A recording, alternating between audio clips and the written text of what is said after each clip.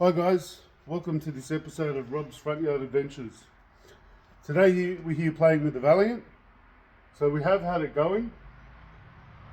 It needs a new fuel pump, but by pouring a little bit of, yes I know it's two-stroke, petrol down the carb, we've been able to get it to start, get it to idle. I would say it idled for a good 5 to 10 seconds maybe, which is enough to know that the motor's fine. It runs well, it doesn't make any noises, there's no clunking, there's no nothing. These 245 Hemis are as bulletproof as they say. So what we've done since purchasing the car is obviously we've put a new distributor in, a new coil in. So it's been changed over from a points distributor to a electronic distributor with matching coil. It's had the engine cover all nicely painted. It's had, I've got a new radiator. Unfortunately, I did make a mistake on that. Seems to be near impossible to get a VH radiator. And for those that don't know, so the VH-VJ and the CLCM do not interchange their parts that well. Although apart from physical look of the front and rear and different interior and stuff, you would think they were the same car. They are the same looking body shape, but they are not the same car. So this radiator, to make this fit, is sitting too high. I have to put a CLCM front apron on to make this radiator sit down, or I can cut this one off and remake the bottom. So this radiator support does have a bit of rust, needs a bit of repairs. It's salvageable, but is it a case of, because I'd like to have a CLCM front end. I think it's just a better looking front end than the VH. Do I cut this one up, repair it, and then modify it, or do I just cut it off and put a whole CLCM on one? I don't know. That's yet something to be decided. So with this one here, this was 1971 VH. I'm going to say it was the Povo pack of Povo packs by the lack of options and stuff. So I think this was like your cheap one. So one thing we did find, the seller told me it didn't come with tags. We found the tag. So we got that. So we can now register this if we want. From what I believe, this thing was last registered in Queensland in about 30 years ago, from what I believe. So somebody who does have some skill but is not a professional has cut all the rust out of this and kept it on the road for a lot longer than its life should have been. I'm at the point now where I'm like, because ultimately the goal was to build a Valiant wagon in tribute to my dad. So it's the car that we had as kids. So I wanted to build an exact replica. I've actually even got the original number plates are on that car reissued on my Holden Commodore at the moment. So they eventually will get the plates on it. So while looking around, me and my brother from Jimmy's Realm, so check him out, just don't abuse him, hey, there's some people being not nice to him, don't appreciate it. We're here just to share our passions and experiences, not put up with little trolls, so please don't. So anyway, getting off subject there. So what we're looking at was a Valiant wagon. It would have been roughly in 1980, so we'll say 1976 maybe. Roughly, we got the second hand. We got it as my dad got it when we were children. Drove it around for till I was near 14 or 15. It was so basically. They bought an unseen slip for it. Naughty, I would never do that in my life. So they bought an unseen slip for it. They got checked out by what used to be the RTA. And they come around and they're like, oh mate, you bought a slip. My dad's like, no, I didn't buy no slip.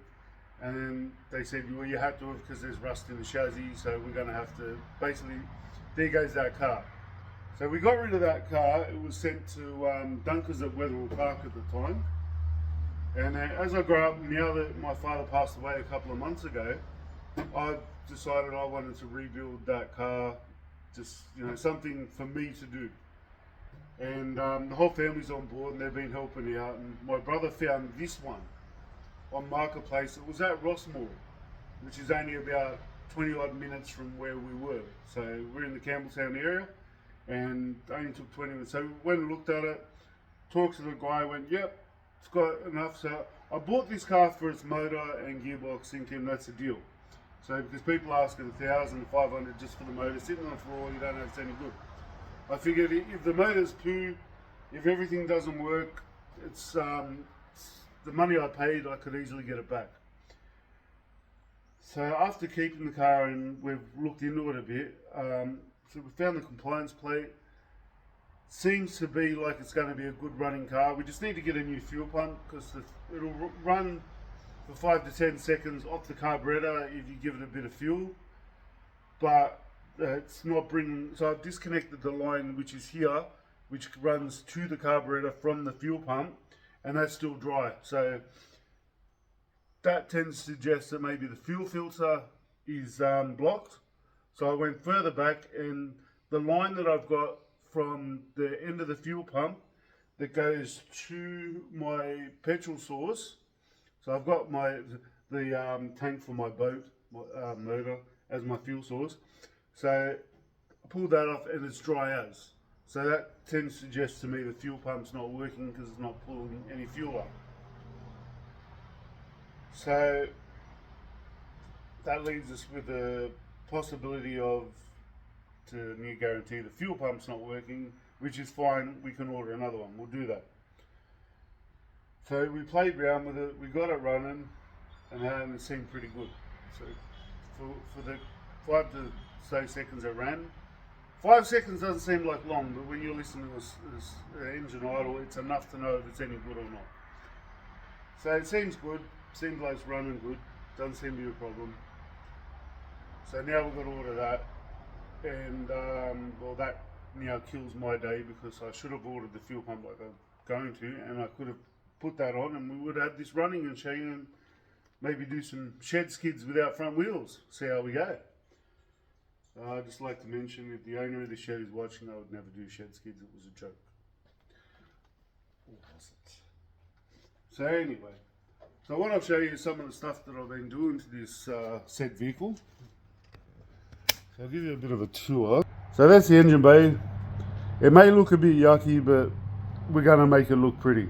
So all this looked all flaky and rusty. I've grabbed a flapper wheel and I've rubbed that down and it looks pretty good.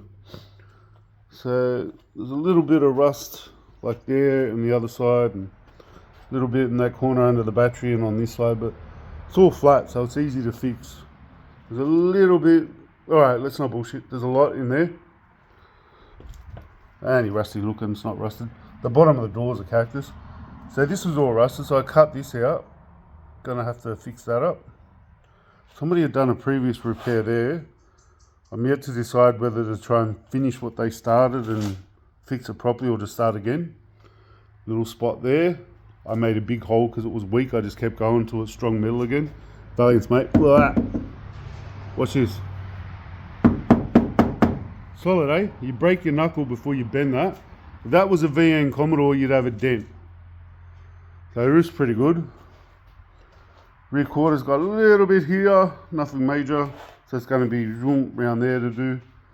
Back pass shelf's alright. That was a gaping big hole there. I fixed that up. This quarter's pretty good. Like, it leads a little bit, nothing major. Look at that. Like, how is that not rusted out? But yeah, we've got major rust in the rest of the car somewhere here and there. So that quarter there's rusted out. That section there's rusted out. Like I said, it's all flat, so it's not going to be that hard. This is in hindsight hoping to fix. So we got no way. It's a miracle. Oh, did you get your reds working? Yes. Do you have footage, photos? I do now. Go and disconnect the battery before we burn the coil out. Just pull one of the leads off, doesn't matter. So there's a bit of a hole there, like, but you know. Let's watch the reds disappear. Hang on, your car is not giving it up. Just twisty twist. Go whichever ones. There we go, the reds. Right. Now just touch it back on. We got reds. Oh, wow. So this was the actual style of dash that we had in my dad's one.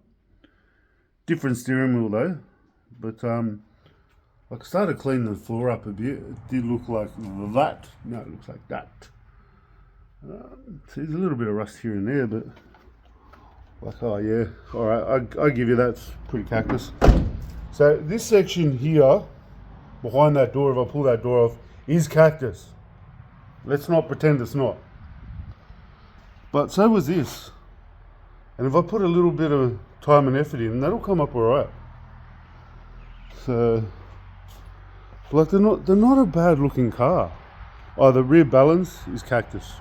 At the end of the day, you go spend 15, 20, 30 grand on one of these things, and 6 months from now, you'll find yourself absolutely rust infested because people are bogging it, people are just doing whatever they have to do.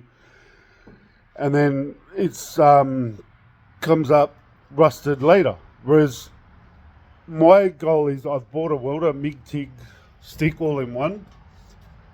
Spent a little bit of money on that one. Don't tell the missus, she'll get upset. She knew the true cost. No, she don't care. So anyway, so if I go buy one, which is not in my price range to be honest, and then all I end up with is in 6 to 12 months a rusted shell, I'm where I am now. Whereas if I put, I'm going to say it's going to take a year. It might blow out. I'm going to say a year. And get this thing where it's rust free and painted. Now, the plan is red with black stripes. It's gonna look sweet.